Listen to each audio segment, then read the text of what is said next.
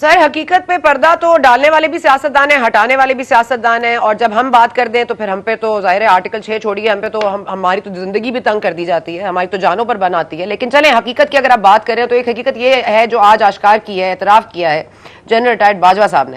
انہوں نے کہا ہے کہ آپ کی ان کے ایک 3 گھنٹہ طویل ملاقات ہوئی تھی جس پہ آپ ان کو چائے پہ لے کے گئے تھے، اور بیسکلی بات یہی تھی کہ پاناما والا معاملہ تھا اور آپ نے کہا اس کو رفع دفع کر دیا جائے. اس کو آپ بہتر ڈیفینڈ کر سکتے ہیں، بتا سکتے ہیں، کیونکہ یہ تو آن ریکارڈ ہے کہ آپ کی ملاقاتیں ہوئی تھیں، آپ نے یہ مانا بھی ہے. لیکن یہ ملاقات 3 گھنٹے کی اور پاناما کو ختم کر دیں، کیونکہ آئین سے ہٹ کر اگر کچھ ہوتا ہے تو وہ غلط ہوتا ہے. تو یہ آئین تک لانے کے لیے کوئی غیر آئینی اقدامات بھی کرنے پڑتے ہیں. یہ ریکنسیلیشن ہوتی ہے جو کہا جاتا ہے کہ اس کو رفع دفع کر دیجیے. نہیں، یہ بات درست نہیں ہے. یہ میری بہت سی، میں ملک کا وزیر اعظم تھا، باجوہ صاحب ملک کے آرمی کے سربراہ تھے، تو ہماری بہت سی ملاقاتیں ہوئی ہیں، اور وہ کوئی ملاقات بھی کبھی بھی ہم نے نہ اس کی تشہیر کی، نہ اس کے فوٹو بنائے، نہ اس کی فلمیں بنائیں، لیکن وہ ملک کے معاملات پر ہی ہوتی تھیں.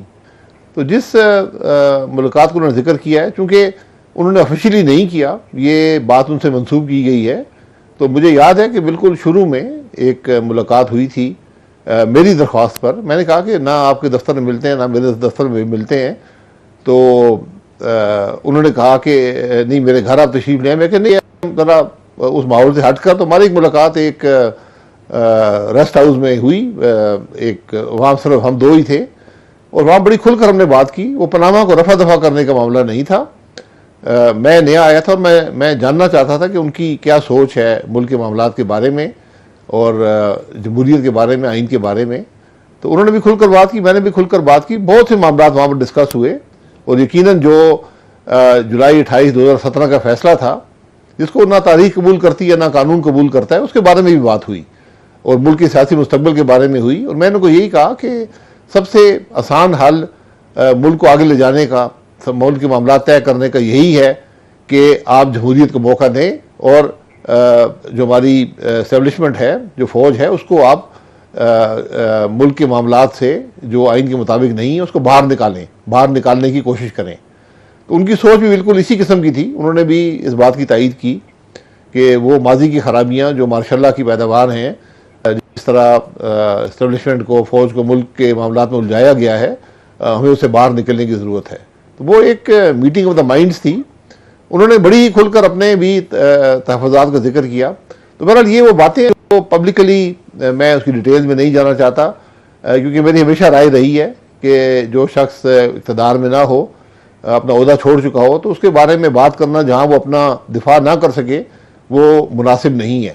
لیکن ہماری جو ملاقاتیں ہوئیں وہ ملکی معاملات کے بارے میں ہی ہوئیں. اس میں کوئی ذاتی یا جماعت کی یا میری لیڈرشپ کے بارے میں کوئی حاصل کرنا، ان کو کوئی فائدہ پہنچانے کا قطعاً نہ مقصد تھا، نہ میں نے کبھی ایسی بات کی ہے.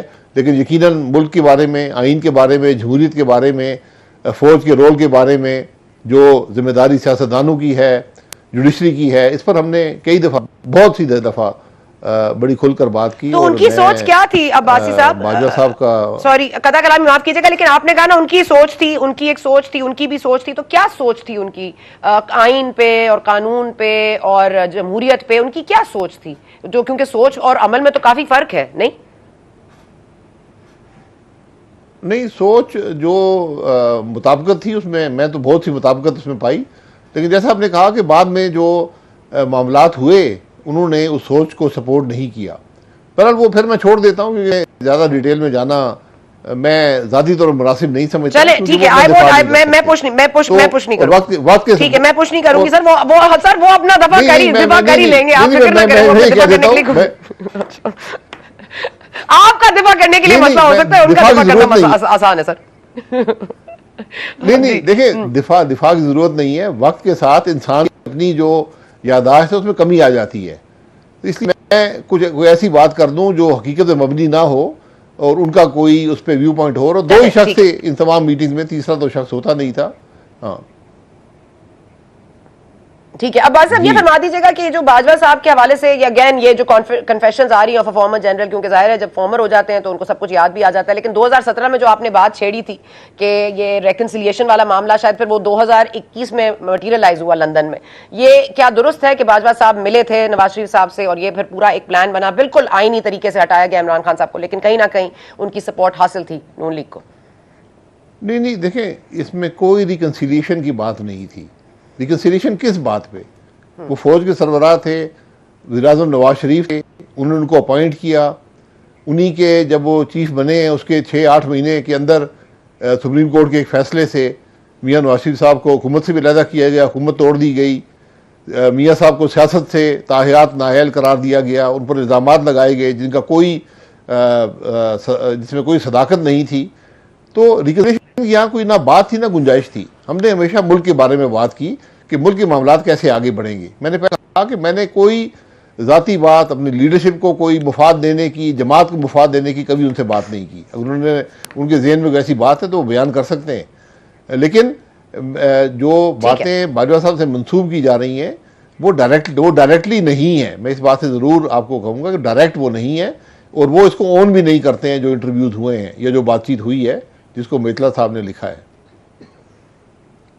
ٹھیک ہے سر, میں اس کو مان لیتی ہوں, لیکن پھر اگر وہ بالکل ہی ساکو سباق سے ہٹ کر بات کر رہے ہیں اور یہ بات ہی وہ نہیں کر رہے تو پھر اس پہ بھی نہیں آتے کہ پرویز رشید صاحب کو ہٹانا کیا پھر اس وقت صحیح فیصلہ تھا یا غلط فیصلہ تھا. اگر اس پہ کامنٹ کرنا چاہے ورنہ ویل موو آن. جی, جو وہ بات تھی وہ مجھ سے پہلے کی تھی, اور اس میں بھی 2-3 ڈفرنٹ آپ کو اوپینینز ملیں گے کہ کیوں ہوا اور کیسے ہوا. یہ بھی کہا جاتا ہے کہ وہ ایک ایگریمنٹ کے تحت ہوا, لیکن مجھے کسی ایسے ایگریمنٹ کا علم نہیں ہے. لیکن یہ حقیقت ہے کہ پرویز رشید صاحب کے ساتھ وہ ایک زیادتی ہوئی, وہ عہدے سے علیحدہ ہوئے. کیا وہ کنسنسس سے ہوا, کیا وہ ایک فیصلہ تھا مل جل کر, مجھے نہیں پتا کہ کیوں ہوا, لیکن وہ بھی تاریخ کا حصہ بن چکا ہے وہ معاملہ. تو میں جس بات کا علم نہ ہو اس کے اندر ذرا زیادہ جاتا نہیں ہوں. چلے اوکے ٹھیک ہے سر. داور صاحب نے جو آج امینڈمنٹ کی ہے جو اب پارٹ آف وہ بن بھی گیا ہے, یہ جو قانون سازی پوری کی گئی ہے جوڈیشری کے حوالے سے, کانسٹیٹیوشن آف بینچز کے حوالے سے, اور یہ جو سو موٹو کے حوالے سے جن پر لیا گیا ہے ان کو 1 مہینے کی جو ہے وہ مدت دی گئی ہے کہ وہ 1 مہینے کے اندر اندر اپنے کیسز کو دوبارہ ری اوپن کر سکتے ہیں. Of course that gives a clear sign کہ نواز شریف صاحب اب واپس آ سکتے ہیں. تو نواز شریف صاحب اگر آئیں گے اور یہ کیس دوبارہ سے اوپن ہوتا ہے تو پھر آپ کوئی اسپیشل بینچ کی درخواست کریں گے, یا کم از کم اتنا کہیں گے یہ کم از کم اس کا حصہ نہ ہو, یا آپ کو لگتا ہے کہ کوئی بھی سنے گا اٹ ول بی فائن؟ دیکھیں, یہی پارلیمان کی خوبصورتی ہوتی ہے کہ ایک حکومت کی اندر ایک سوچ تھی, ایک ضرورت تھی, انہوں نے بل بنایا, وہ بل کابینہ تک گیا, پاس ہوا, وہ اسمبلی کے اندر آیا, لے ہوا, کمیٹی کو گیا, کمیٹی نے اپروو کر دیا. جب وہ پیسج کے لیے, پاس ہونے کے لیے قومی اسمبلی میں آیا, وہاں اس پر بحث ہوتی ہے. جب بھی آپ بحث کی نفی کرتے ہیں, اور یہ ماضی میں اس کی ایک عام روایت تھی, تو ہمیشہ قانون سازی درست نہیں ہوتی. آج جب پچھلے 2 دن سے بحث ہو رہی ہے, آج محسن داور صاحب نے ایک ایسی رائے دی جس کی جو نہ حکومت کے ذہن میں آئی تھی, جو نہ لا منسٹر صاحب لائے تھے, نہ کمیٹی اس کی بات کی تھی. انہوں نے کہا جناب آپ یہ قانون بنا رہے ہیں, سو موٹو پاور جو ایکسرسائز ہوئی ہیں, تو وہ لوگ جن پر ان کا اثر ہوا ہے ماضی میں, وہ شخص, وہ ادارے جو بھی ہے, ان کو کم از کم ان کو بھی موقع دے دیں کہ وہ بھی اپنا ایک اپیل فائل کر سکیں. کیونکہ سو موٹو پاورز کے تحت جو فیصلے ہوتے تھے ان کی اپیل نہیں ہوتی تھی, جو کہ مکمل طور پہ بنیادی انصاف کے جو تقاضے ہیں اس کی نفی تھی.